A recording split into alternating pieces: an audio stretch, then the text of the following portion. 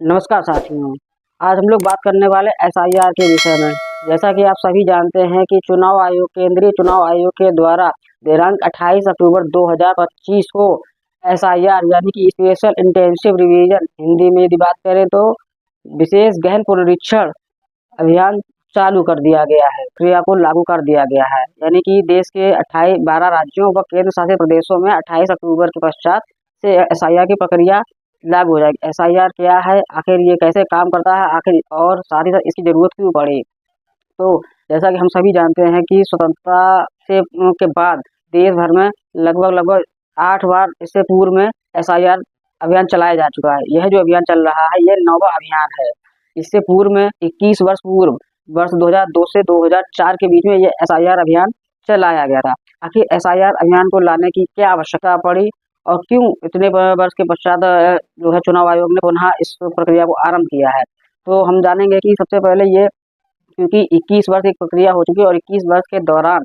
कई लोग जो होते हैं वो एक राज्यों से दूसरे राज्यों में चले जाते हैं या अपनी कामकाज के कारण एक स्थान को छोड़कर दूसरे स्थानों पर चले जाते हैं। तो ऐसे में क्या होता है कि उनके जो वोट होते हैं वो एक स्थान से दूसरी जगह, दो दो जगह पर बन जाते हैं। साथ ही साथ में इसमें ऐसे बहुत से लोग होते हैं जिनकी मृत्यु हो जाती है और मृत्यु हो जाने के पश्चात भी उनके नाम जो है उस लिस्ट में रह जाते हैं, जिससे कि बहुत बड़ी समस्या खड़ी हो जाती है। इन्हीं समस्याओं को देखते हुए सभी राजनीतिक दलों के द्वारा चुनाव आयोग से इस संबंध में शिकायत दर्ज कराई गई थी और ये कहा गया था कि इस जो वोटिंग की जो मतदाता सूची है, इसको दोबारा से ठीक से सही किया जाए। और इसी के संबंध में माननीय उच्च न्यायालय व माननीय उच्चतम न्यायालय में भी कई जो है लोगों के द्वारा याचिकाएं भी दाखिल की गई कि इस मतदाता सूची को दुरुस्त चुस्त दुरुस्त किया जाए, ताकि जो चुनाव हो वो अच्छी और पारदर्शी तरीके से हो सके। यही वजह है कि चुनाव आयोग के द्वारा पहले बिहार में जो है इस प्रक्रिया को लागू किया गया, जहां पर 7.5 करोड़ लोगों के साथ इस प्रक्रिया को संपन्न किया गया। उसके पश्चात वहां पर चुनाव कराए गए। साथ ही साथ में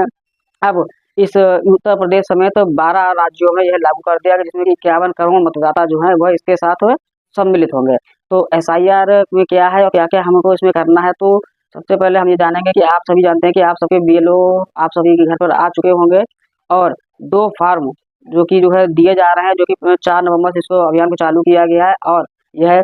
इसमें जो फार्म भरने की जो डेट है आपकी वह 7 दिसंबर तक है और यह इसकी जो अंतिम लिस्ट जो प्रकाशन होगी वह 7 फरवरी तक 7 फरवरी 2026 तक चलाई जाएगी। इसमें आपको करना ये है कि जो भी नए मतदाता हैं वह अपना फार्म भर के जो है वह दे सकते हैं। साथ ही साथ जो पुराने मतदाता हैं उनको 2 फॉर्म दिए जाएंगे, उसमें अपना वर्तमान की डिटेल्स व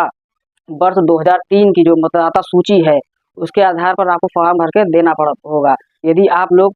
जो भी व्यक्ति इस फॉर्म को नहीं भरते हैं तो उस व्यक्ति का उस लिस्ट से मतदाता सूची से नाम को हटाया जा सकेगा। यदि आपको लगता है कि आप मौजूद नहीं है और आपके को फॉर्म को कैसे भरना, तो आप अपने रिश्तेदार या जो भी वहाँ परिवार के लोग हैं उनसे इस बात को कह सकते हैं कि इस फॉर्म को भर करके और उसको जमा करा, साथ सारी डिटेल्स जो है उसमें आपको अपनी फिल करानी है। तो इस प्रकार को भरकर दिया गया है और मतदाता के जो चुनाव आयोग की साइट है उस पर उससे डाटा मैच नहीं करता है, तो उस डाटा को मैच करने के लिए चुनाव आयोग आपको नोटिस जारी करेगा, जिसके लिए आपको जो है कुछ प्रपत्र जो है देने पड़ेंगे। जिसके संबंध में जानकारी दे रहा हूँ कि कुल 11 प्रकार के ऐसे प्रपत्र हैं जो कि चुनाव आयोग आपसे मांग सकता है, जिसमें से एक आपको देना होगा। तो नंबर 1 पर है, किसी भी केंद्र सरकार या राज्य सरकार सार्वजनिक क्षेत्र के उपक्रम के नियमित कर्मचारी पेंशन भोगी को जारी किया गया कोई भी पहचान पत्र या पेंशन भुगतान आदेश, या फिर एक 7/1987 से पहले सरकार या स्थानीय प्राधिकरण, बैंकों ऑब्लिक डाकघर, एलआईसी सार्वजनिक क्षेत्र के उपक्रमों द्वारा भारत में जारी किया कोई भी पहचान पत्र, स्वीकार या प्रमाण पत्र या अभिलेख। साथ साथ इसके अलावा सक्षम प्राधिकारी द्वारा जन्म प्रमाण पत्र, पासपोर्ट, मान्यता प्राप्त बोर्ड या विश्वविद्यालय द्वारा जारी शैक्षिक प्रमाण पत्र, वन अधिकार प्रमाण पत्र, सक्षम प्राधिकारी द्वारा ओबीसी, एससी, एसटी या जाति कोई प्रमाण पत्र, राष्ट्रीय नागरिक रजिस्टर, राज्य या स्थानीय प्राधिकारी द्वारा जारी परिवार रजिस्टर की नकल, या फिर कोई भूमि या सरकार के द्वारा मकान को आवंटन किया गया हो उसका प्रमाण पत्र, या फिर ये इस प्रकार के कुल 11 जो है वह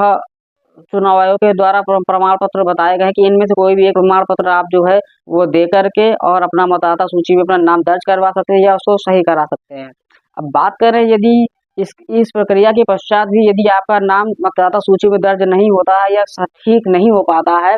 तो उसके लिए आप जिलाधिकारी महोदय के यहाँ अपील कर सकते हैं। साथ साथ इसके अलावा चुनाव आयोग में भी अपनी आप शिकायत दर्ज करवा सकते हैं। तो उम्मीद करते हैं कि ये जो जानकारी है ये आपको पसंद आई होगी। साथ साथ में ये इस फॉर्म को भरना, इस प्रक्रिया में सम्मिलित होना आप सभी के लिए बहुत बहुत आवश्यक है।